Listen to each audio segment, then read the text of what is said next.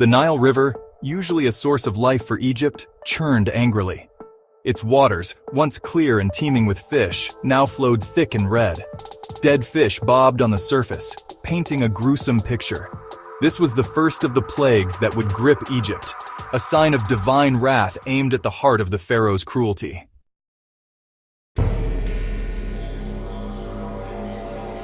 Deep within the opulent palace, Moses stood before the Pharaoh.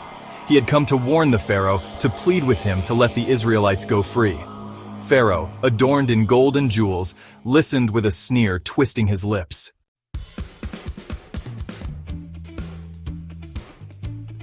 Outside the palace walls, word of Moses' confrontation spread like wildfire. The Israelites, weary from generations of forced labor, clung to his words. The Egyptian people grew increasingly restless, questioning Pharaoh's judgment.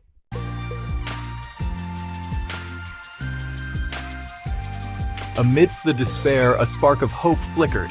Moses relayed the words of God, promising a land flowing with milk and honey. His words spread through the crowd, igniting a wave of excited chatter.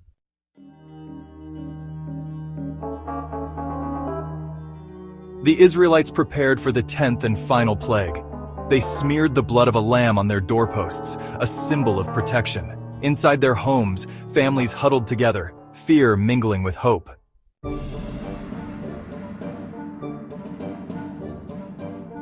The night stretched on, thick with anticipation. When the cries finally echoed through the darkness, they were filled with horror and relief. Pharaoh, his heart broken, summoned Moses and told him to take his people and go.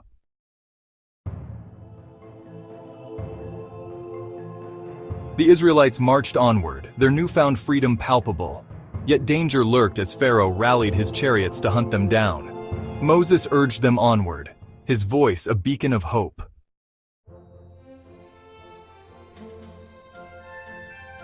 The Red Sea shimmered before them, an insurmountable obstacle. Behind them, the Egyptian army grew louder. Despair descended upon the Israelites, their faith wavering.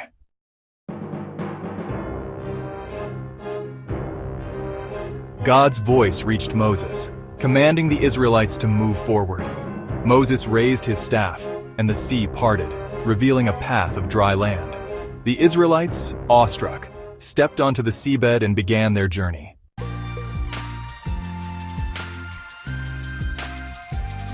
The sun beat down on the Israelites, the desert stretching endlessly. Hunger and thirst gnawed at them, their supplies dwindling. Resentment boiled over, and they turned on Moses, their savior.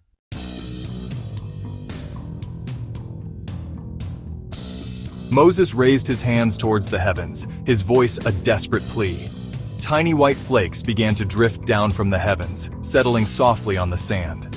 The Israelites, their attention drawn by the miraculous sight, felt a whisper of hope.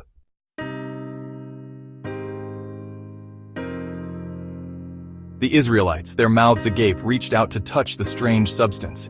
It was sweet to the taste, light and flaky. "What is it?" they whispered. Moses smiled. "It is manna," he explained. "Bread from heaven, a gift from the Lord to sustain us." Every morning the manna appeared, a testament to God's faithfulness. They were not forgotten, but a new fear gripped them, thirst. The water had run out and the sun beat down mercilessly. Their throats were parched. They turned on Moses. "You have led us out here to die of thirst," they accused.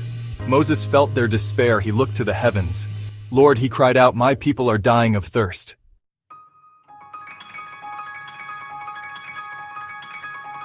As Moses spoke, his gaze fell upon a large, flat rock nearby. A strange sense of peace washed over him. Guided by a force, he walked towards the rock, staff in hand. The Israelites watched in stunned silence. Reaching the rock, Moses raised his staff high, and with all his might, he struck the rock. Water gushed forth, cascading down the rock face. The Israelites watched in disbelief as a spring erupted. Once again, God had provided, demonstrating his power and love.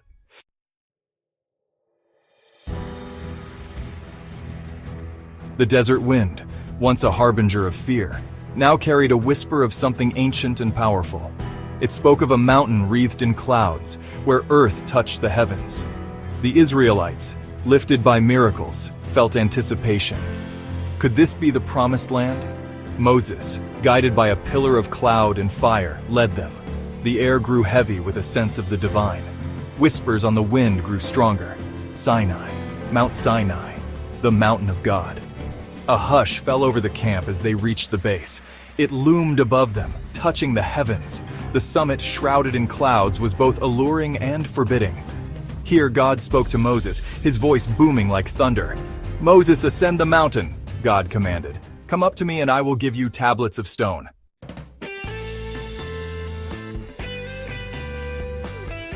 A wave of nervous anticipation rippled through the Israelites. For 40 days and 40 nights, Moses remained on the mountain, alone with God. Their fate hung in the balance. Moses, determined, began his ascent, his staff his only companion. He disappeared into the swirling mists, leaving the Israelites to grapple with their hopes and fears. Days turned into nights, and still Moses did not return. Doubt began to spread through the camp. What was happening on that mountaintop? Had God abandoned them again? The whispers grew louder, fueled by fear and uncertainty. Some spoke of returning to Egypt. Others clung to the memory of the miracles, the parting of the sea, the manna from heaven, the water from the rock. They reminded their brethren of God's promises. Through it all, the pillar of cloud by day and the pillar of fire by night remained, a beacon of hope.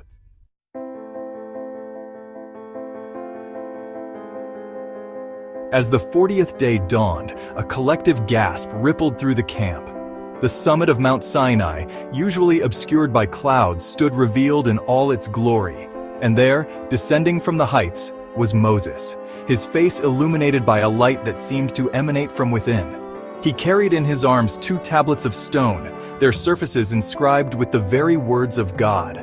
A hush fell over the Israelites as Moses approached, his very presence radiating an aura of power and authority. He held up the tablets, the stones seemingly glowing with an inner light, and in a voice that resonated with the power of his encounter with the divine, he spoke. "The Lord has made a covenant with you this day," Moses declared, his voice echoing across the hushed assembly. "These are his words, his commandments, by which you shall live, by which you shall be known as his chosen people."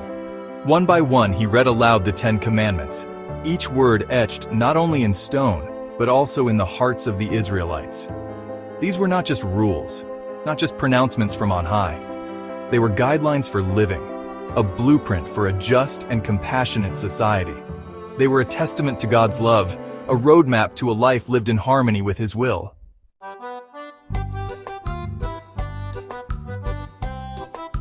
As the last words faded into the desert air, a profound silence descended upon the Israelites.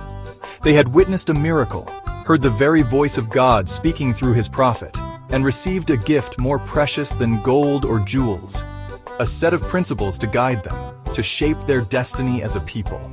No longer were they merely a collection of escaped slaves, bound together by a shared history of suffering. They were now a nation, bound by a covenant with God, entrusted with his law, and tasked with building a society that reflected his justice and mercy. The 10 Commandments, etched in stone, became the foundation upon which they would build their laws, their customs, their very identity as a people. They were a constant reminder of their special relationship with God, a call to live lives of righteousness, compassion, and unwavering faith. Their journey was far from over. The promised land still beckoned in the distance, and challenges lay ahead. But now, armed with God's law and strengthened by his covenant, they were ready to face whatever trials awaited them. They were no longer just the escaped slaves of Egypt. They were the Israelites, the people of God, and their epic journey had just begun.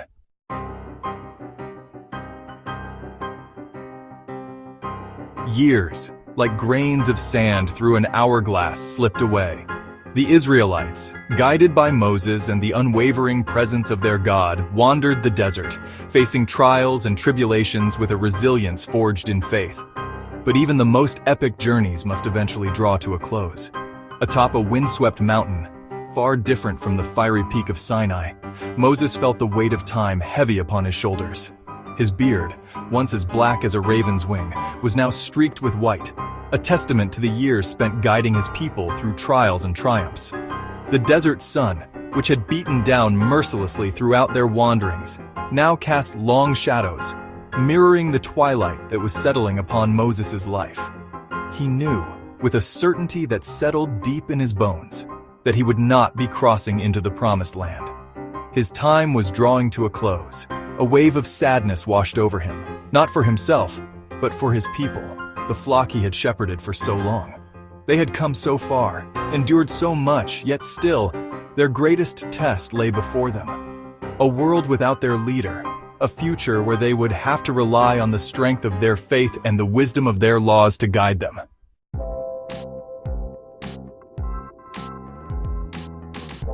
God, in his infinite wisdom and compassion, granted Moses a final gift, a parting miracle that would sustain his people long after his passing. He led Moses to the top of Mount Nebo, and there, spread out before them like a tapestry woven from dreams and promises, lay the promised land. It shimmered in the distance, a verdant paradise of rolling hills, fertile valleys, and sparkling waters. It was everything God had promised and more, a land flowing with milk and honey, a testament to his faithfulness and a beacon of hope for generations to come. Moses gazed upon the promised land, his heart filled with a bittersweet joy. He would not be crossing over with his people, but seeing their destination, knowing that their journey was nearing its end, filled him with a profound sense of peace. He raised his hands in blessing. His voice, though weakened by age, still resonated with the strength of his convictions as he spoke to his successor Joshua and the gathered Israelites. "Be strong and courageous," Moses urged, his words echoing across the mountaintop. "For you shall cause this people to inherit the land that the Lord swore to their fathers to give them."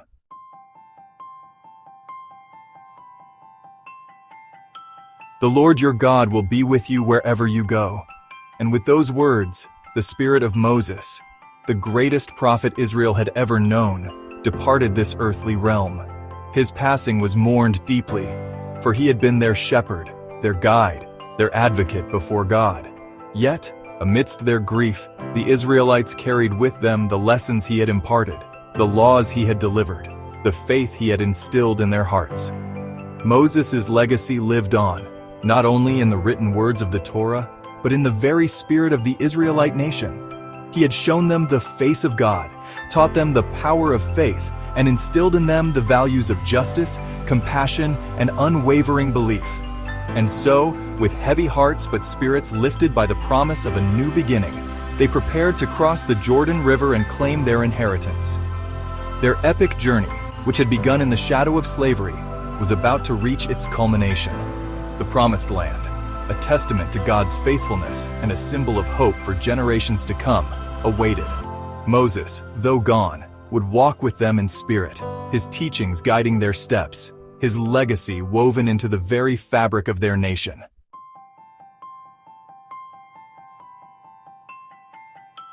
The parting of the Red Sea, the manna from heaven, the water from the rock, these miracles are not just events of the past, but eternal symbols of the transformative power of faith.